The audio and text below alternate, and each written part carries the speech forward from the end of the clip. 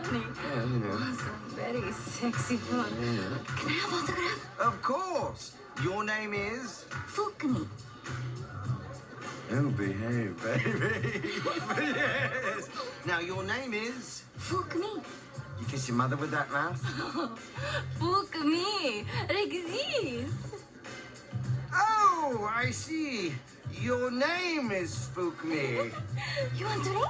Yes, of course. But you know, I have a private bar in the back that you're more than welcome to use. Here you go. But Fukumi, that was fast. Fuck you. Oh, you're going the right way for a smack bottom, and I don't care who knows it. Austin, Adi. this is my twin sister. Her name, fuck you.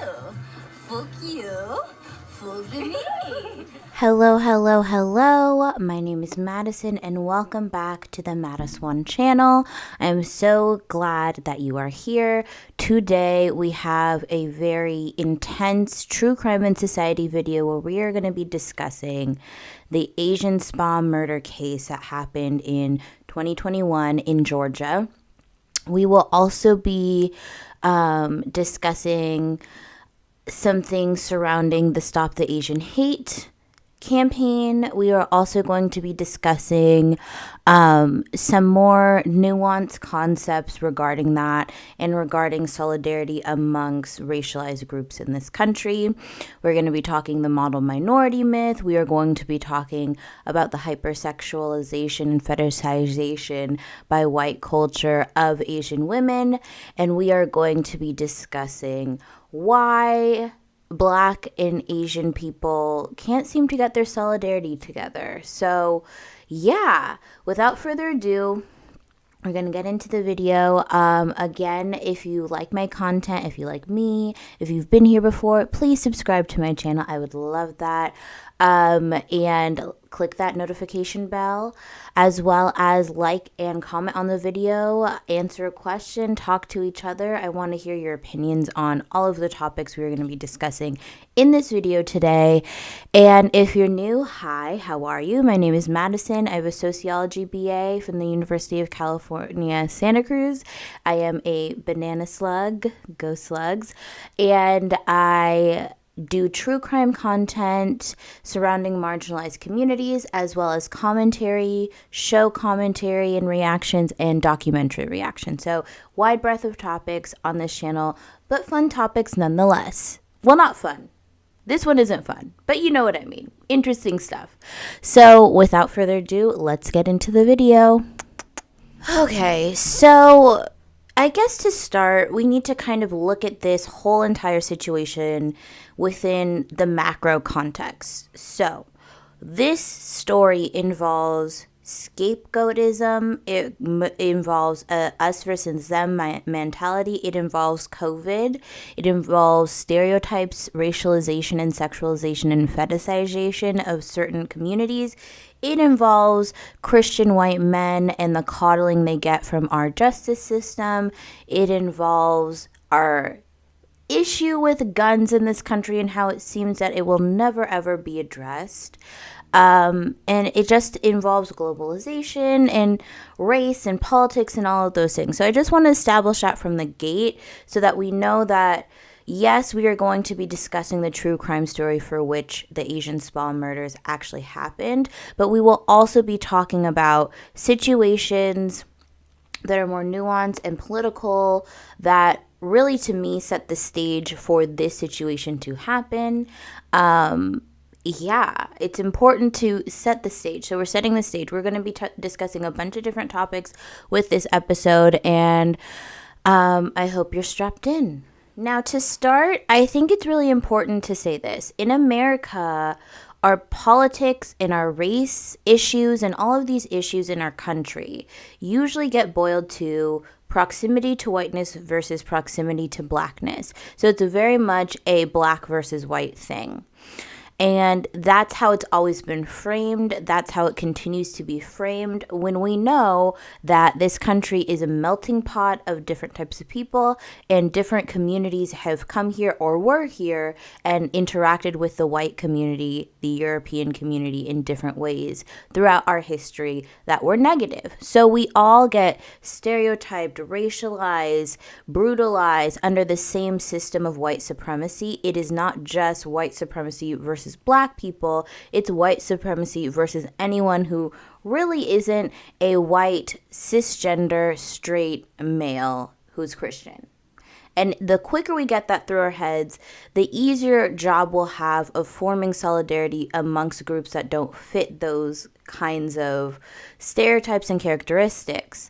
Particularly in this case, the Asian community in the United States have immigrated here or come here for different reasons. Some people have been here for years through building of the railroads in the West Coast and things like that. There's lots of different histories of how Asian people came to be living in the United States, period.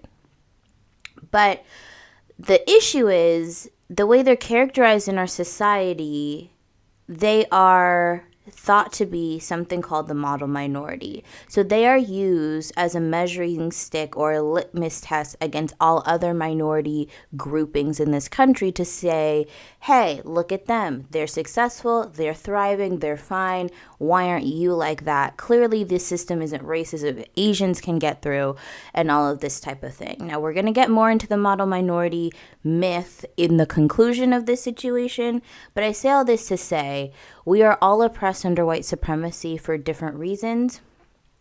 It upholds ideals that just are not open and inclusive. And so when it comes to how Asians show up, Asian Americans, Asian immigrants in this country show up when it comes to solidarity amongst different racialized groups, I think sometimes they buy into the model minority myth a little too much, and they don't understand that if push comes to shove, they will likely be on our side of the fence and not on the white side of the fence. And so buying into that really is buying into nothing at the grand scheme of things, because you're still going to experience what we experience at different levels.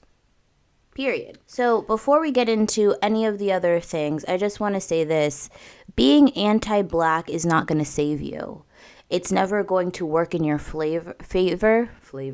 It's never going to save you, because if you're cashing in points with a side that has been divisive, has created all the stereotypes about you, has racialized and scapegoated you amongst American history for years and years and years, and you think cashing in points or cool points with them is going to ensure your safety and ensure your protection by their system, you are smoking something, because that's just not how it works. Respectability politics do not harm anybody except for yourself.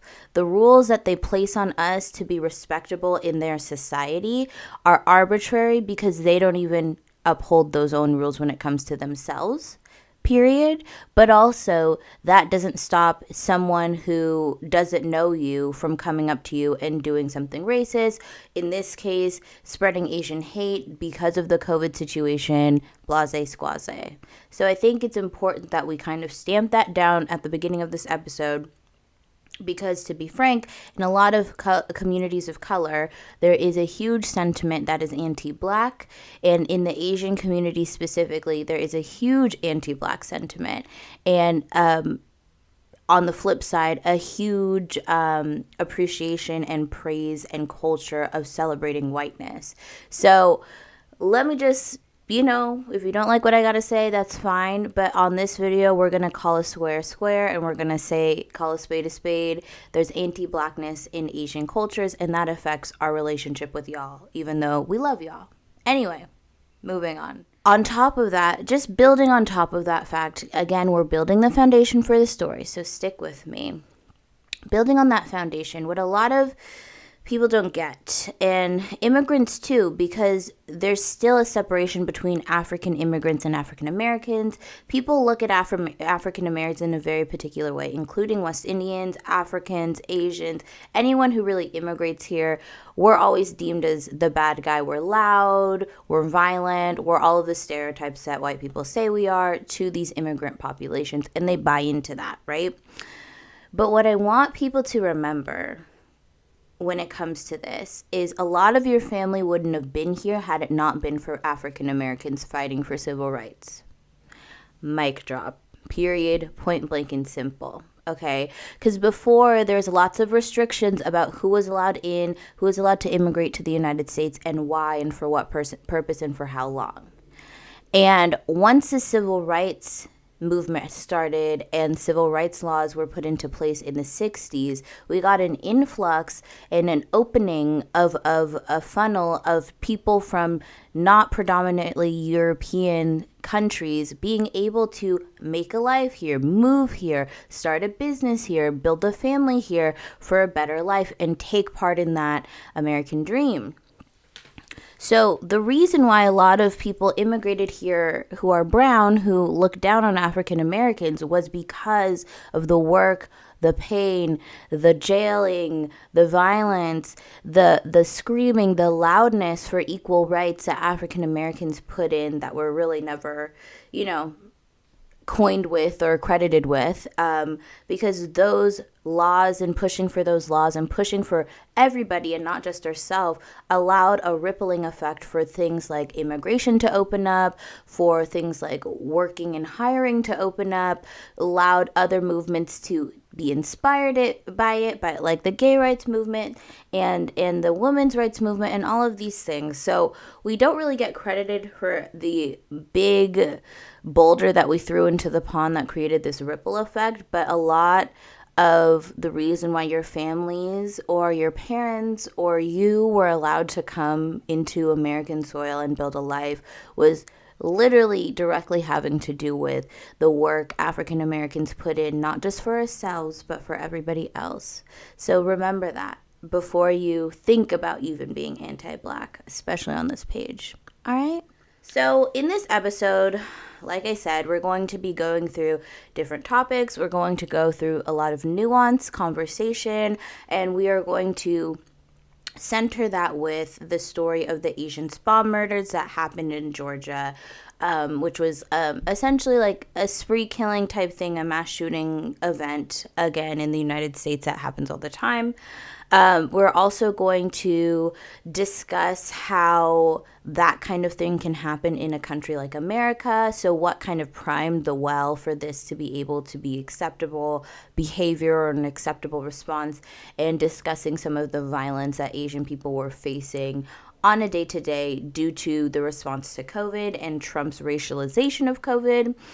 And then we're going to kind of talk about the model minority myth. We're going to talk about Black and Asian solidarity. We're going to talk about the Stop the Asian Hate movement as well within this entire episode. So I hope that you're ready for that. Another thing I want to point out is on my channel for this month, we are doing solely stories about Asian Americans, Asians, Pacific Islanders, and all those types of people who identify as that way.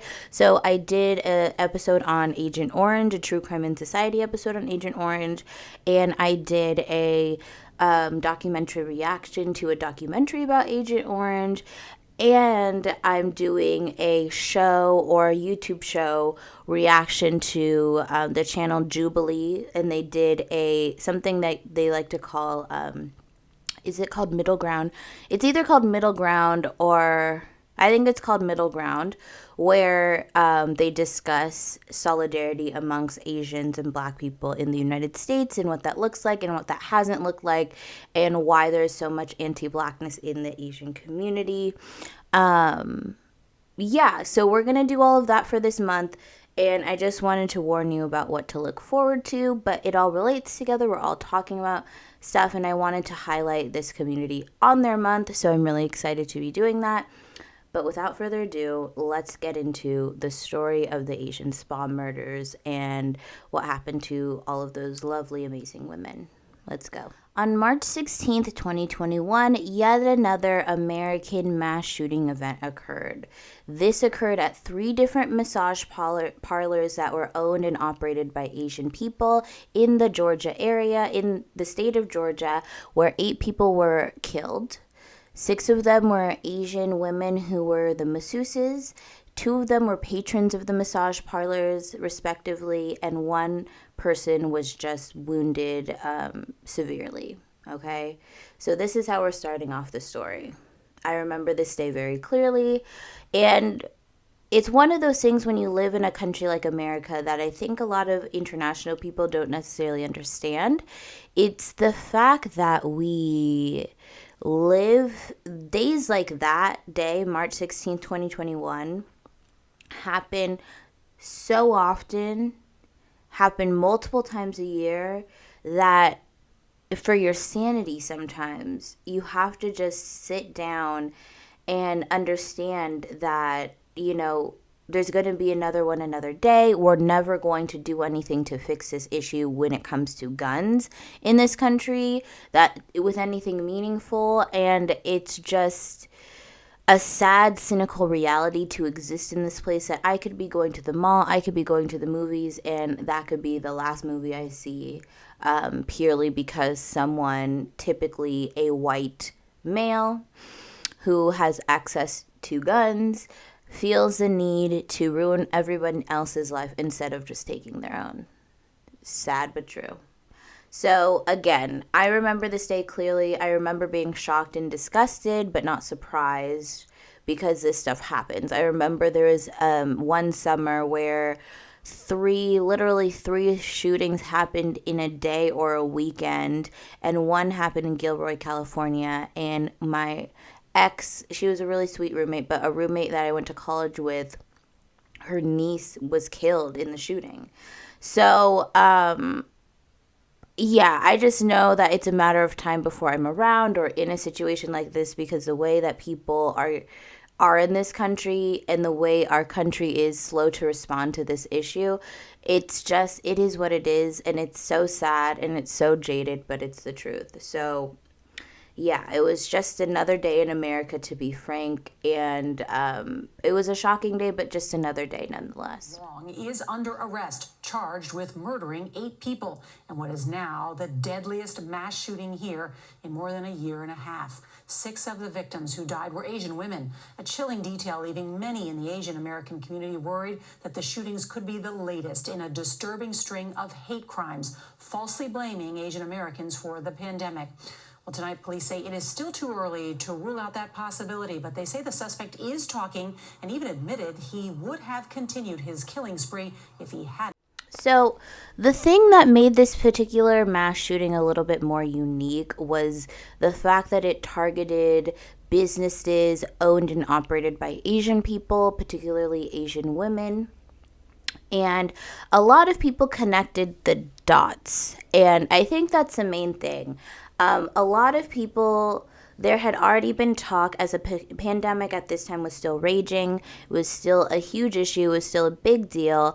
And people are still dying by the thousands daily. On top of that, we had just gotten Joe Biden into office, but there have been months and months of racialization and blaming and stereotyping by the Trump administration solely about how this virus was a China virus. It had something to do with Asians and Asia.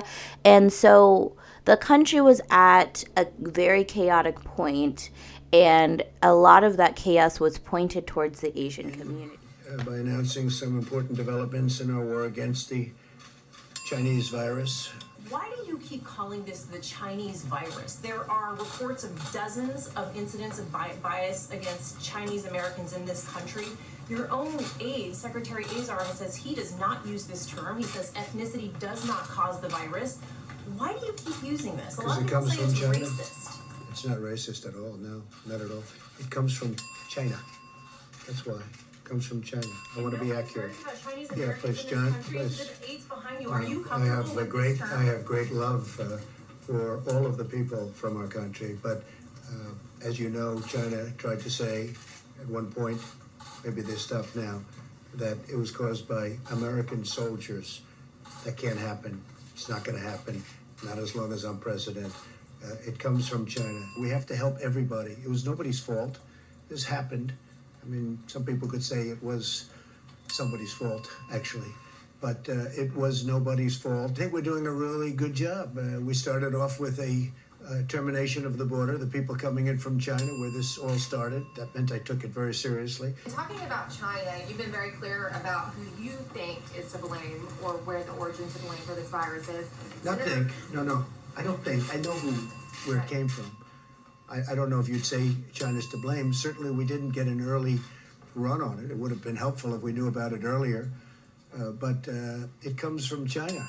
And it's not a question about that. Nobody's questioning that. Senator Cotton is saying that they should be punished, in so many words, for inflicting this on the American people. Do you feel that way about it? Well, I have a lot of respect for Tom Cotton, and I know exactly what he's been saying. And there are those people that say that, so we'll see what happens. Do you believe that China is inflicting this upon our country? No, I don't believe they're inflicting. I think they could have given us a lot earlier notice, absolutely. At least one White House official who used the term Kung Flu, referring to the fact that this virus started in China. Is that acceptable? Is it wrong? Are you worried that having this virus be talked about as a Chinese virus, that might I wonder who said that. You know who said that? I'm not sure the person's name, but would you condemn the fact say that the term again? A person at the White House used the term Just the Kung term. Flu. My question is, do you think that that's wrong, Kung Flu? And do you think using the term Chinese virus, that puts Asian Americans at risk, that people might target that? No, not at all. I think they probably would agree with it 100%. It comes from China. There's nothing not to agree. Okay, how about last question?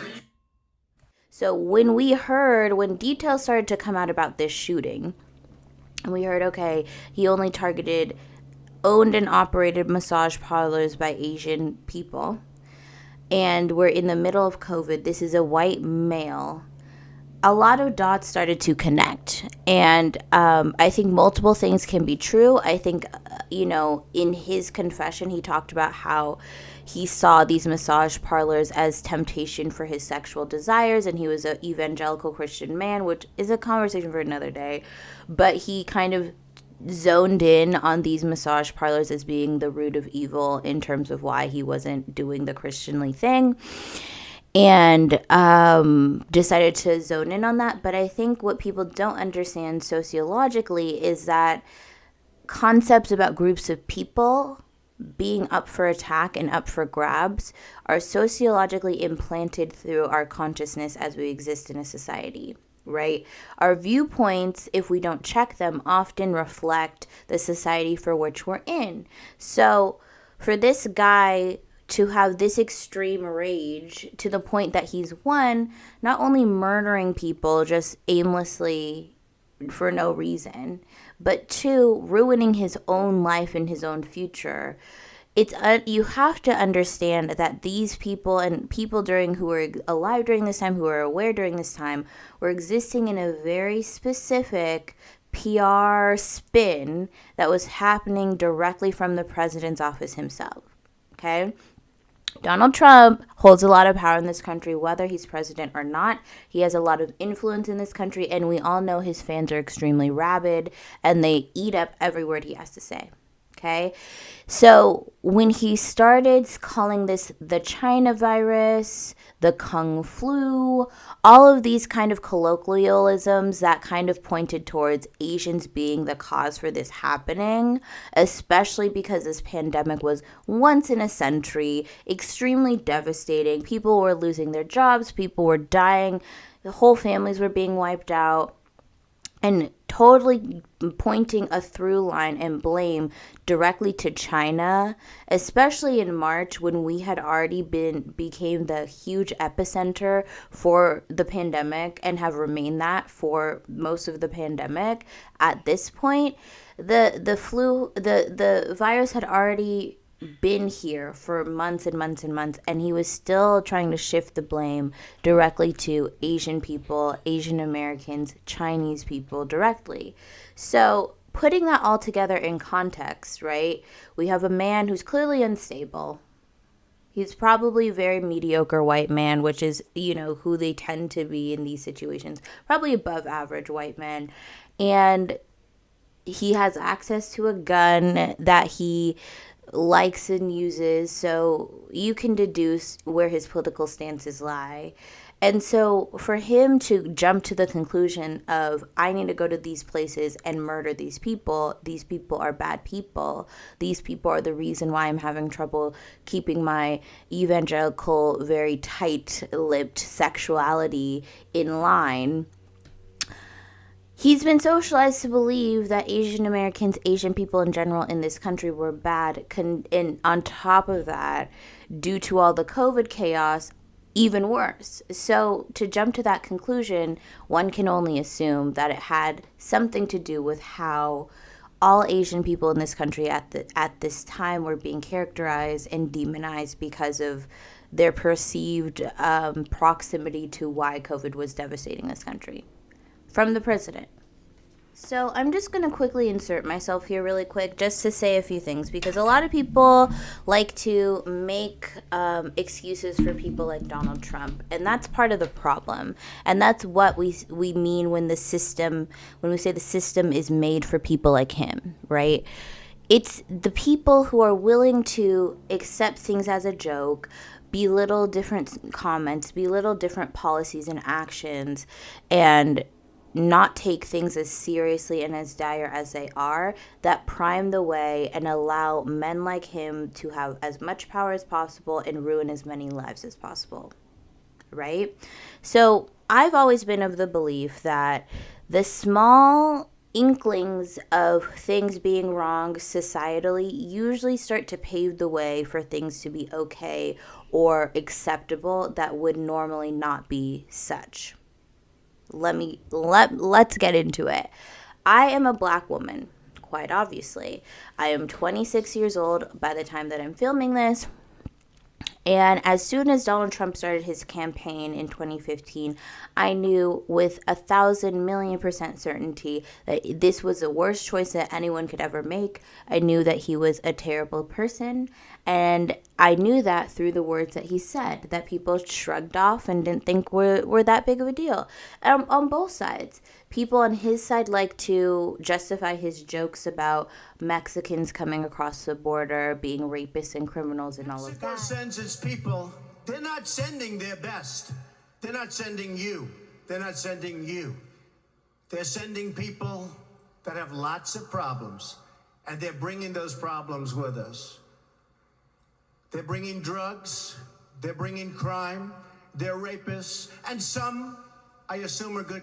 As being a joke, and of course he didn't really mean that, while liberals on the other side were like, there's no way this man can win, he's not qualified, and he's making so many guffaws along the way.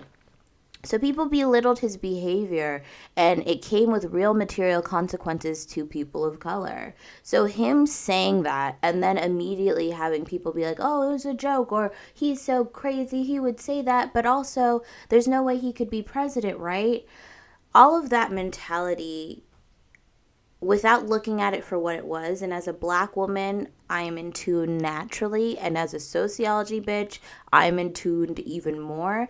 As soon as he said those comments at one of his first rallies, I was like, yeah, this is not going to look good. This is going to be very white supremacy, and I'm just wondering how far deep down this hole we're going to get. The first stage of white supremacist nations, or nations that become fascists or authoritarianist or whatever, always start with people becoming the scapegoat and people being blamed and being the scapegoat and people being dehumanized. And more often, always, honestly, those people who are being both of those things are people who are minorities. So in Germany, it was the Jewish people. Okay, we're going to start by calling them animals. We're going to discuss their existence in our society as being animalistic, as being an invasion, as being an infestation. All words that have been used by the Republican Party to discuss people coming over the border. We're going to make a mountain out of a molehill of an issue that solely revolves around and involves brown people, Mexican people in this sense. So I knew as a Black woman what was going on and what journey we were starting to take root in, and I was confused why no one else saw that or saw where we were headed, because he was following the Nazi blueprint. He was following the bigoted blueprint. He was following the blueprint of every nation that was priming itself for some sort of genocide or some sort of violent action towards a specific group, right? So when he said that, I was like, yeah, I know with 1,000,000% certainty that this man not only will not be a good president, but also is racist as hell. And I'm doing whatever I can to not have to vote for him, right? Historically, huge evil acts like genocides or civil wars or the things of that nature that are extremely violent, terrorist attacks, things like that, don't happen. That's not the starting point. Do you know what I'm saying? Like, that's not where people start. You think Hitler was like, hey, everybody, I just got into power. Let's kill 6 million Jewish people. No, it would have never flew, because most people like to think they're reasonable, logical individuals that use their mind to think about what's right and wrong and morally sound, and use that mind to be able to say, you know what, genocide is wrong. I think we can all agree that genocide is wrong. Thumbs up if you agree. But what he did, which was what Donald Trump did, which is what everybody does in positions of power who are evil like this, is to start chipping away at the humanity of a specific group that they want to scapegoat. So during COVID, it started with calling this the Chinese virus. Okay? And most people shrug that off. And again, I want to go back to the Mexican comments he made in 2015, though, because at the end of the day, right, the truth is, here's the thing. He made those comments, people on both sides belittled those comments and the value of those comments, and then he put policy to separate children from their parents at the border.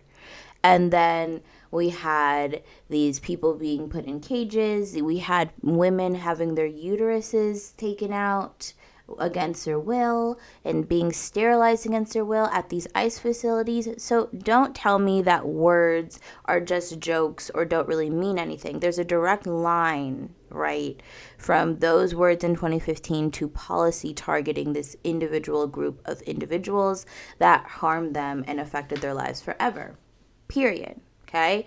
So when I started to see the same thing happen once COVID started to hit and put its claws into this country, with the Kung flu reference and blaming China and discussing China as a continent, as a place, as a country, as being this gross and nasty place where this virus was bred and came here, and how could they ruin our pure United States, and oh, maybe it was constructed to do a bioweapon towards us, and all sorts of nefarious things attached to China being the first place that the virus existed.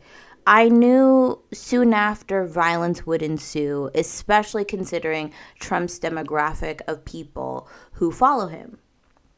So I wasn't surprised when direct hate and hate speech and lots of videos started to come out of people punching Asian grandmas in Chinatown or beating people up on the streets and who are Asian, or pushing people in front of subways. I wasn't surprised because of how things were gearing up another time against another group of people who are not white. Surprise, surprise, and being blamed for something that was out of everybody's control. Period. Pandemics happen, but the other problem is Trump was ill-prepared to deal with it. He fired the entire group, an entire sect of his governmental structure that would be able to deal with it. He gutted it. He was ill-prepared. He didn't want to tell the American people, he was on recorder saying this, about how serious it was, and he knew how serious it was because he didn't want to scare people. right? So he's single-handedly continued to stoke the flames of vaccine hesitancy, mask hesitancy, all of these lockdown hesitancy that has led to over 1 million people in the United States dying of COVID in the past 2 years, which is a crazy amount of people to die. Let's continue. So what I saw when March 16, 2021 happened was a result of classic scapegoating, a result in response to being conditioned to believe that this sect of people was evil. Yes, he didn't say necessarily it had to do with COVID specifically, but I think the culture for which he was at that time with his sexuality and his issues with that and his struggle with that, and him placing that responsibility on these Asian women in these massage parlors, but also being steeped in the racialized, dehumanizing rhetoric that started at the very top office in this country from Trump himself due to COVID, gave him the okay to do something this drastic when it really was a him problem. Period. 21-year-old Robert Aaron Long purchased a 9mm gun hours before the shooting from Big Woods gun range. Let me look at that. From Big Wood Goods gun range and firearms in Georgia. So he got this 9mm hours before he went on this shooting rampage.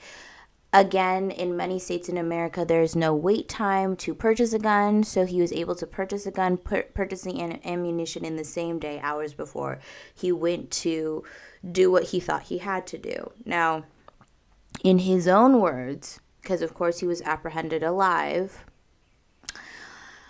he was struggling with a sex addiction that was directly in conflict with his evangelical Christian faith, and he was going to an evangelical workshop to try and work on his sex addiction and his sex issues and his issues relating to sex. And clearly it wasn't working. Clearly, whatever evangelical sex clinic he was going to was not working, because he bought that gun the same day, a couple hours before he went on this spree, killing all these people. Now, I just want to say this also really quick and insert myself. I honestly believe that the reason why so many evangelical Christian people get caught up in weird like sex crimes or have like weird issues with sexuality is because of how limiting it is, you know what I mean, taught to them, and if it is taught to them. And I think allowing people to explore their sexuality, explore what they like, explore what they don't like without judgment and severe limitation creates for a more happy, healthy individual. I'll just say that. So I'm not surprised he was Christian, and I'm super not surprised that he's evangelical. And he was going to some sort of sex clinic run by evangelical people. Right. That'll work. Just kidding. So Robert Aaron Long arrived at his first destination at 338, which was Young's Asian Massage Parlor. And he was in the parking lot for an hour, just sitting there. He came into the massage parlor around 4:50 p.m. and immediately started shooting and lighting the place up with bullets. A customer, the one survivor, one person who was able to survive in this situation, basically recalled his experience, and basically he saw Robert Aaron Long come in, start shooting. He goes to the ground, and Aaron Long told him to look up into his eyes. He did. He was begging for his life, and essentially Robert Aaron Long shot him in the face. But he survived it, so he's able to tell the tale, which is great. And what he heard him say was, "I'm here to kill all the Asians." So, yeah. And people were trying to minimize the situation and saying that, it didn't really have to do with race, da-da-da-da-da. It was a sex thing. It was a sex issues he was having because he was Christian and all of this stuff. It was a temptation. But that in and of itself has to do with race, and we're going to talk about that later when it comes to the stereotypes of the Asian woman. But we will continue with that. So Robert left the scene. And around 4:54, so this happened quick. Remember, he started shooting at 4:50 p.m. Around 4:54 p.m., the 911 was called, and they quickly showed up to the scene of the crime.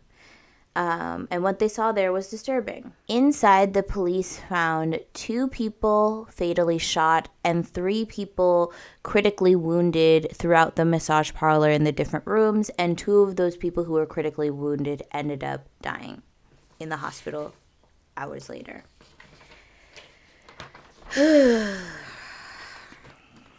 So around 5:47, the police got a report of a robbery happening at Gold's Massage Parlor on Piedmont Road in Georgia, which was about 30 miles away from Young's Asian Massage Parlor. So he had been speeding. He got to this other massage parlor, and when the police got there, there were 3 Asian women who were fatally shot in there.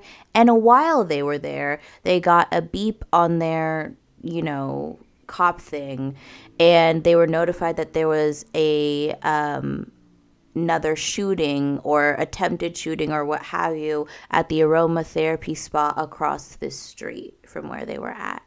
Now, I want to say this: the Gold's massage parlor shooting was originally discussed as a robbery. So people thought these were isolated events at first. That happened at Young's, and then at Gold's, there was someone trying to rob it, and then there was another shooting happening across the street. People didn't connect the dots that this was a singular person, and their goal wasn't to take money, but it was just to harm human life.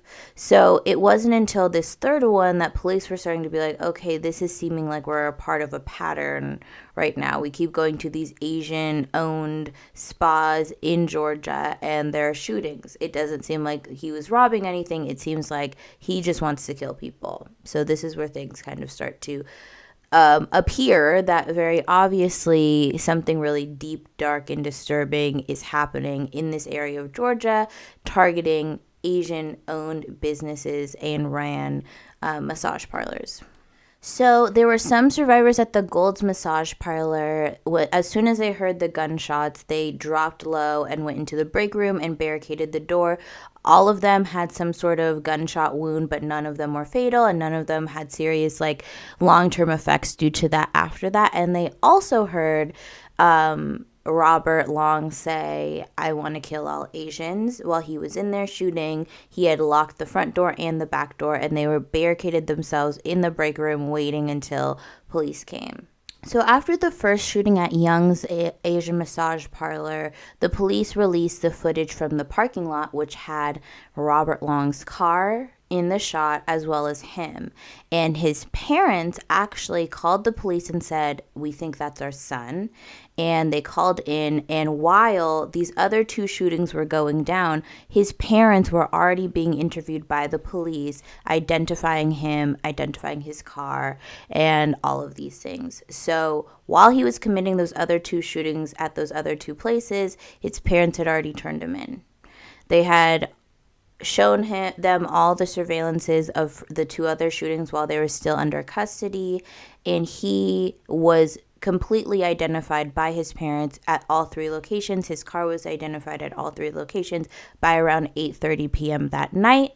So the police basically went on a wild goose chase to try and find him. They ended up finding him 150 miles away on his way to Florida to try and escape what he had just done. So according to Robert Long, as he was being apprehended, he had frequented 2 of the 3 massage parlors that he ended up going to and shooting up. And he had basically pinned them as the source of his sexual deviancy and the reason why he's having some big sex issue in his life, and basically placed all the blame on these parlors existing. The third parlor just happened to be across the street from the other place, and it was an aromatherapy place, like I said. Which to me is an extremely flimsy excuse, because what I hate about, especially extreme Christianity, it's kind of like the devil's tempting you. The devil's in here. The devil's in the massage parlor. The devil's in the movies. The devil's in this. Everyone's tempting you. It's not you. it's the devil tempting you. And the way he described what he did and why he did it, it gave me very much that vibe where I'm not taking accountability at all for my sexuality and what I've been experiencing sexually. I'm not even going to double look at the Christian faith that I'm a part of, that is supposed to love and protect me and accept me, that makes me feel judged and makes me judge myself for my sexuality and how I express my sexuality. That's number 2. Instead, it's instantly 2. These places are the devil's playground, and I'm going to eradicate this area of them so no other person has to deal with what I've been going through with my sexuality and my temptations. So, again, flimsy ass excuse, really annoying excuse. There's no excuse that would have been acceptable, quite obviously, but it's like, the way that the police responded to this, and I'm going to insert a clip in here because it was sick, was probably the most disturbing part. I'm going to throw the clip in. So basically, the cop was describing the events, and he said he had a very, very bad day.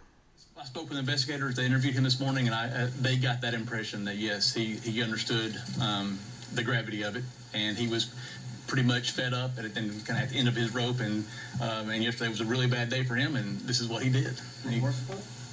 I'm not going to go to, I don't know if he was remorseful or not. And I remember this clip going viral because it was like, okay, first of all, not another mass shooting event, not during COVID, not him targeting Asian massage parlors and killing 6 Asian women in one singular day, but also not him being apprehended alive and then a cop on his behalf saying he had a very bad day. He was the evil perpetrator of that day. All the people connected to the spot, all the people who were survived, who were there, all the people who died, all the families of the people who were patrons of this place, who have community with the people in each of these massage parlors, they were having a bad day. Probably the worst day of their lives. But you're gonna do whatever you can to bend over backwards to shoot bail to this white man who couldn't handle the fact that he was sexually active and had sexual urges, who's 21, who couldn't take responsibility for what he does sexually and instead had to murder the people that he deemed to be tempting him, or the devil tempting him, or the evil tempting him of the massage parlors. It's sick. It's so sick. So what a lot of non-BIPOC people don't understand is that fetishization of other races is a huge, huge problem and leads to real violence and real pointed racialized violence, period. When it comes to this situation, it is known, it is even joked about, that white men have a particular proclivity to fetishize Asian women. It's known. What people don't get with the issue with fetishization, it's like, yeah, maybe they think that you're hot, maybe they think you're sexy, but they think of you as an object. So you're just an object of their sexual desire. You are not a person to them. You don't have thoughts. You don't have any motivations. In fact, in their mind, you want them. You're tempting them just by being an Asian woman, just by being a Black woman, just by being a Latina. Because so much of our identity is attached to sexuality, sexual viability, because so much of our history with white men in this country is attached to sexual viability, their access to our bodies, us being objects for their sexual desires. So it's not far-fetched to see that the racism, the fetishization, the stereotype, all of that, and the chaos of the COVID times had a part to play in why this man looked at these massage parlors as them tempting him instead of him being a full-grown man who could decide whether or not he wanted to go to them or not. You see what I mean? That's the same thing. The massage parlor is a metaphor for us as women, for Asian women as a whole. They are seen by white men as a vessel of temptation. They are seen as a vessel of sexual desire. They are not seen as human people who have feelings, who may or may not like them, who are able to have individual thought. You know what I mean? And that's where the danger comes. Because in this situation, you're seeing a lot of things kind of move in on one particular point, which was the fact that this guy murdered all of these people, right? You have Christianity, you have sexual limitations and shame around sex, you have racism, you have COVID racism, you have Asian hate, you have fetishization, you have sexism unique for Asian women, stereotypes. All of these things are playing a role into how this story concludes the way it concludes, and it's important to continue to hammer that home. You know what I mean? In American culture, when it comes to pointing things out as wrong, we tend to stick to all of us because it's easy to say black and white, this is wrong, and use examples that are just wrong or right and very clearly wrong or right. The reality is life is nuanced, life is gray. This man, okay, both things can be true. He could be sexually attracted to Asian women, one, and he could be racist towards them, too. Do you see what I mean? So it's one of those things where we have to, as a collective society, get more comfortable with understanding that 2 things, 3 things, 4 things, 6 things can be true at the same time. And it's not as easy as saying that's the right way to do things, that's the wrong way to do things, that act was right and that act was wrong. Pull it apart, pull the threads apart, and see what we end up in terms of our conclusion at the end. Obviously, him murdering these people was wrong, but the motivation for which he thought it was okay for him to murder these people had a lot of other things and other things coming into play when it comes to that. Do you know what I mean? So what I noticed during this time is people were kind of going back and forth about whether this whole situation was racist or not. It definitely was. I saw a lot of Asian women come online and saying, you know, our image, how we show up in pop culture is referenced as being hypersexual, hypersubmissive, and that brings a wrong type of attention, and that puts a wrong type of funk onto who we are as individual people. Some of us are sexual, some of us are not sexual, some of us are somewhere in between. Some of us are submissive, some of us are not submissive, some of us are somewhere in between. But to characterize and generalize a whole group by these stereotypes that American pop culture has continued to reify and reify and reify over the years does not help in situations like this with men like this who see us solely as sexual objects and not as people. So they think it's okay for this kind of behavior to happen. Period. Funny. Yeah, you know. Some very sexy fun. Can I have autograph? Of course. Your name is? Fukmi. Oh, behave, baby. Yes. Now, your name is? Fukmi. You kiss your mother with that mouth?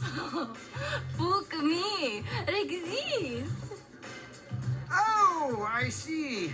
Your name is Spook Me. You want a drink? Yes, of course. But you know, I have a private bar in the back that you're more than welcome to use. Here you go. But Spook Me, that was fast. Fuck you.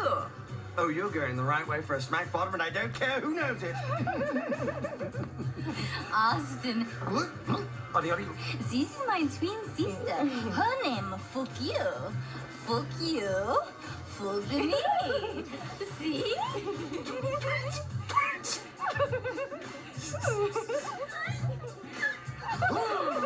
Twins, yes. We're going to see the twins, yes. I also think Austin Power is very sexy for I think you're very great, baby. Do we make you sleepy? Well, you make me many things, but sleepy's not one of them. We give you top secret massage. Yes, top secret massage, baby. Director of the National Asian Pacific American Women's Forum, and joins us to discuss. Thank you so much for joining us. I want to start with what the suspect is saying, that it's not about race, this is about a sexual addiction. But given the targets of the attacks and given the people that were attacked, Does that make sense to you? No, it doesn't make sense to me. It doesn't make sense to most of us in the community, partly because that's also not necessarily how racism works in this country. It is sometimes about the individual act of racism that people perpetuate, but often it's because of the structural racism that they're a part of. And as you mentioned earlier, there is a long arc of racialized sexism, racialized misogyny that's directed at Asian American women that's at play. And so you cannot separate the two in the incident that took place in Atlanta. Sung-Young, we keep hearing that racism is experienced differently in some cases for Asian American women in a hypersexual way. What do you mean exactly by that? Yeah, that's really the most common way that Asian American women experience racism in this country. It always has a sexual undertone. Well, not always, but oftentimes it does. Like right? what? Like what?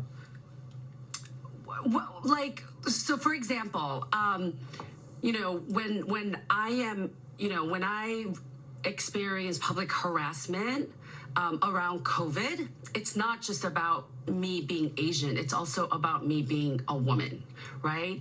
And the kind of experiences we have in terms of sexual harassment, it is not just sexual harassment, it's often very racialized, right? So for example, when I first immigrated to this country, I came when I was 18 years old, and I would often get stopped by men and who would ask me, "Are you Korean?" And then if I would say yes, then they would, launch into, some Korean phrase they know, and then how much they love Korea, and, they served in the military, and how I remind them of some girlfriend they had, and then say something really inappropriate, right? Like, that is the kind of ways we experience racialized sexism in this country. Sung-Young, how would you say that pop culture has influenced the way we see Asian American women? Well, I think history has informed pop culture, and pop culture is, emulated those stereotypes, right? And I think the way it plays out often is in the way we appropriate our cultural outfits and costumes, and you see that a lot at Halloween, right? And sort of exotifying our look, even in the way that people do makeup, and those things are perpetuated in our broadly in our. So I'm going to read to you what happened quickly after he was apprehended and things like that. So here's the timeline. On March 17th, Long was charged with 8 counts of murder. On May 11th, Long had received a 19-count indictment. On July 27th, Long pleaded guilty and was sentenced to life in prison without parole. On August 30th, 2021, state prosecutors filed for the death penalty. On April 14th, during that time, so April 14th, following the crime, the Senate voted 92-6 for the COVID-19 Hate Crimes Act, which would allow the U.S. State Department to review hate crimes related to COVID-19 and create an online database for them. It was altered a bit in a bipartisan way and voted again, and this time it was 94-1. And the only person that was opposing it was the lovely Republican Josh Hawley, who's a fucking idiot. So it's not surprising. And on May 18th, it passed through the House 364-62 and was signed into law on May 20th, on a little over 3 months after the shootings. Okay. A little over 2 months after the shootings. I'm so sorry. I can't do math. Like, what? Okay, here's where we get into my opinions about certain things, my opinions about the verdict, my opinions about how it was handled, and this and that. Now, this is where we start getting into where we're talking about interracial solidarity and why it's difficult and how this country continues to push us to be separated. So here we go. Was this a massive win for obviously him to be sentenced that quickly and for justice for those people to be swiftly done, yes, absolutely. And I'm super happy that he was caught alive. I'm super happy that he's going to face the charges. I'm happy about all of that. I'm happy justice was served in this case, in a sense. Am I happy that the COVID-19 Hate Act was able to pass? Absolutely. I think that that's so important. I think that being able to have a database to keep track of people who do hate crimes is really key. I think being able to track those things and a lot for protection of specific groups of people if they're being targeted on behalf of things they can't change, like their race. I 1,000% support and fully agree with that, right? Here's where it gets kind of, and I don't know if it's envy. I'm going to be honest. Maybe it's envy. Maybe it's jealousy.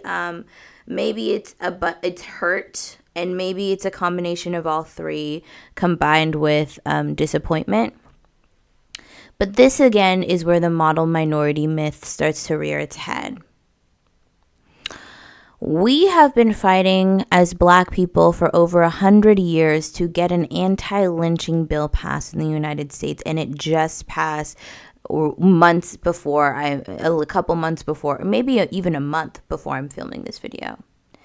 All right? We have been waiting for years to get the United States government to say lynching is wrong, and we're going to put a law and a bill into place to say that fact. And within 3 months of a mass shooting event, which was horribly violent and destructive, Asian Americans got a win when it came to the COVID-19 hate crime law and bill. And it's all of those emotions, because it's like, I'm also super happy for you guys. Like, I'm happy that you guys will seek some sort of protection under the law, and it worked for you. But like I said, this is where the model minority myth rears its head. Grace and things and acceptance are allotted for certain groups of people, when other groups of people have to scramble and fight so much harder to even get a fraction of that attention, right? This happened within 3 months. We still haven't done anything to address our huge issues with police brutality in the Black community, justice when it comes to getting those police being held accountable for murdering Black men and Black women. None of that has really come with real material, legislative, concrete fixes. They haven't decided to defund the military in a big way or defund the police department in a big way. None of that has happened for us and the needs that we have in our community. Okay? And within 3 months, there's a whole bill passed by the Senate and Congress deciding and discussing whether or not, to try and combat the influx of Asian hate that happened post COVID-19. You see what I'm saying? So here's another thing too, because we'll wrap up this model minority thing in a second. When it came to choosing who and what type of person could be able to immigrate here post the 60s, post Civil Rights Act and stuff like that from Asian countries, right? South Asian included. There were very high stakes. So they handpicked people who had college educations, who had families, who were married, who were professionals back in their home country, and were able to give them the visas and the things in order to build a life here. Okay? I say this to say, You guys who came here were hand selected based on the pre-qualifications of your trajectory in your home country. If you were a professional, if you were able to have, this and that, all of these things, which puts you again at an advantage because you're not just picking and opening up the borders to any Asian, you're picking the cream of the crop, putting them here, allowing them to come here, right? In a sense, allowing them to come here and thrive and giving them tools to thrive, whether or not they continue on with what they did when they were home or not. But you give them the breath and the tools to survive here, okay? With Black people, we didn't choose to come here. We're not immigrants. We are not the same as you guys. We were forced here, dehumanized for several years, and then freed one day, kind of, as second-class citizens until we fought to have rights. Here's something that I always like to say. I am 26 years old, and my sister is 29 years old, and we are the first people in the first generation of my entire family to be born with 100% of our civil rights. My mom wasn't, my dad wasn't, obviously my grandparents weren't, and you know how the line goes. So, how the model minority myth works is Asian people are used as a litmus test against Black people in this country to silence us. And a lot of times you guys got a lot of help along the way and a lot of support from the government that we did not and will not and have never had access to, right? So it looks like, not saying you guys don't work hard because you do, but you guys work hard, but it's also being seen as progress because the country is also giving you a silent push and support from the back. But they're using you to then look back at us and say, see, why can't you do it? Why can't you be successful? Why can't you be pleased to be in this country? See, look at these Asian people. They're succeeding. You can't succeed. Well, clearly there's not a race problem if Asian people can succeed. Foregoing the information about how these particular Asian people were picked to come to this country and allowed to immigrate here. Foregoing the help that some of these Asian communities have had, and foregoing the long history of not saying that no Asian person has had racialized situations, but the long history of sabotage that the white community has done to the Black community over and over and over and over and over and over and over again. Because if you had just given us the 40 acres and a mule like we were promised, then maybe this country would be a lot different. But you didn't. And then you sabotaged that. And then you sabotaged that. And as soon as we got something, okay, Tulsa. As soon as somebody was getting some success, lynched. As soon as, So not only are our experiences not trying to play oppression of Olympics, obviously, but the truth is your experience in this country as immigrants is used as a way to hurt us. And a lot of times, I'm talking to you guys directly face to face, a lot of times y'all buy into that. Period. A lot of times you buy into what the white people tell you about what Black people are like. And of course, naturally, you don't have maybe the history or the knowledge of what we've done for all of us and how we are a part of your story of coming here. They wouldn't tell you that, of course, because they don't want solidarity amongst us. But I just want you to know that what you buy into when it comes to anti-Blackness directly hurts us, directly affects us, and the perceived success that you've been able to have in this country is done to belittle our struggles, belittle our complaints, and is used to say, shut the fuck up, Black people. If Asian people can do it, everyone can do it, and you guys are just lazy, and continues to reify stereotypes about us that you guys buy into. So That's all I'm saying about the model minority myth. And it shows up in this situation because of how quickly legislation was passed to protect y'all. Legislation has never been passed that fast in our favor ever in life. Ever in life. I'm sorry. This thing always, like my lip gloss, it's always a thing. So keep that in mind, because we're going to start talking about Black and Asian solidarity. We're going to talk about, and especially more specifically in that Jubilee YouTube video, I'm doing a reaction video to, but it plays a part into how Asians on social media have been reacting, or were reacting during this time, about the Stop the Asian Hate campaign, and kind of attacking Black people through that process. And we'll get more into that. So during this time that the Stop the Asian Hate campaign was really chugging along and gaining steam, I saw a lot of discourse on Instagram and Twitter amongst Black people and amongst Asian people about kind of trying to call us out. And I think what they're trying to do was pointing out the difference in terms of response. And here's the thing. To 2020 and the George Floyd protests, there was one day where the entire country was marching and 18 countries internationally were marching with us for George Floyd. So we know how to make a protest hot. Black people know how to protest. If for one thing, we know how to protest, and we know how to make a protest hot, and we know how to market that shit.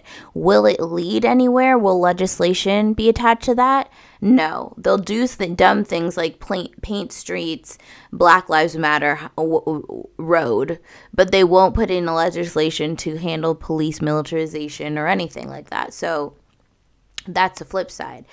On the other side, when it comes to other marginalized communities, not to be bitchy, but sometimes y'all's protests don't be reaching the intensity and the level that ours do. And that's okay. No one's shading you, because a lot of times legislation is at least passed for yours.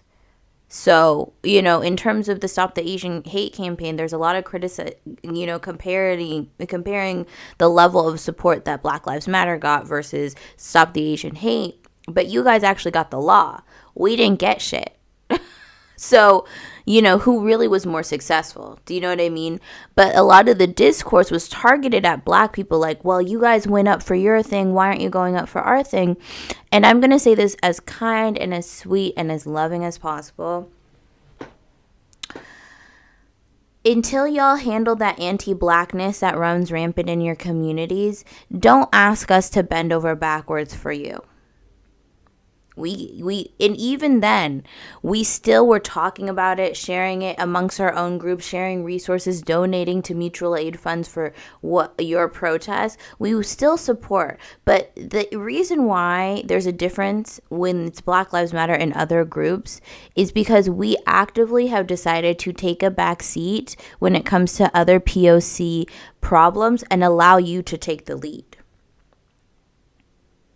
And when we do that, which we should, because it's problems that directly affect your community, right? We are there to support you. But when it comes to organizing, you can't depend on us to organize for you, protest for you, and then you also have anti-Black sentiments all throughout your whole community. That doesn't make sense. Solidarity is built with trust.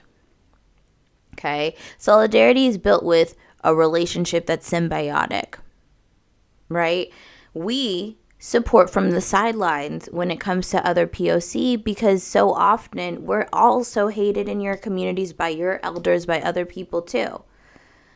So for us to bend over backwards for our rights in our protests, which oftentimes don't lead to any legislation anyway, for your protest, for the next bitch's protest, for the next hoe's protest, and you guys still actively aren't fighting the anti-Blackness in your community and combating that and confronting that, don't ask for my help.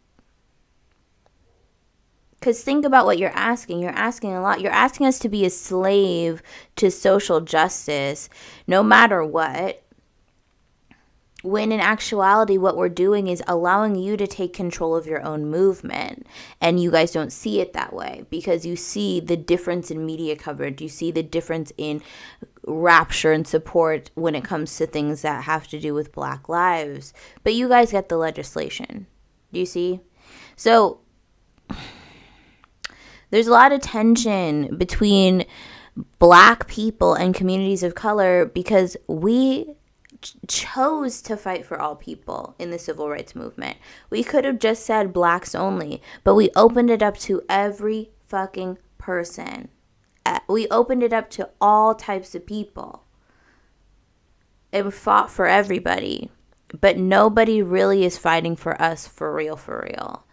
And until that's handled, solidarity can't really begin to happen. And that's the sad part because we're better together, banding together because we have similar issues. The thing is, and this is where I'll kind of start to peter off and end, high tides raise all ships. And I know I've talked about the racial hierarchy in the United States and the value system attached to that in the United States, and it's all due to proximity to whiteness, right? So if fundamentally Black people, Black trans people, Black trans women are at the bottom of the totem pole when it comes to value evaluation by the United States society, okay? If we start by raising the issues that directly affect this group of people, then subsequently everyone's issues above the totem pole will get handled because they're dealing with, the people at the bottom of the totem pole are dealing with an intense intersectionality of several different issues that affect all communities, separate of race, separate of gender, separate of sexuality, right? So if we do the most impacted group that deals with the most by our white supremacist Anglo-Saxon society, and we raise them up, we'll all be raised in the process. But people don't want to do that. People just want to say, well, I'm Asian, so I only care about this. Or I'm white, I only care about this. Or I'm Black, and I only care about this. And a lot of times Black people say that in response to the fact that nobody really be in our corner like that, so we get bitter and we get sad.